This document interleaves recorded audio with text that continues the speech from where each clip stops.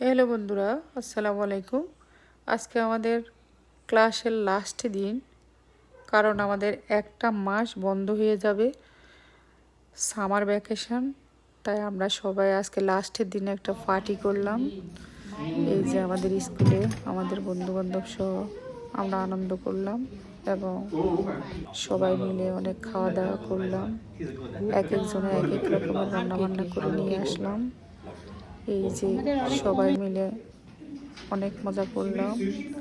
এক ধরনের cultural food, এই যে পাটিসাপটা, তারপরে এটা ইউক্রেনি ফুড, এটা হচ্ছে চায়না সুশি, এই যে তারপরে এখানে কেক, ওইখানে কেক, সবগুলো মিলে আমরা অনেক আনন্দ করলাম।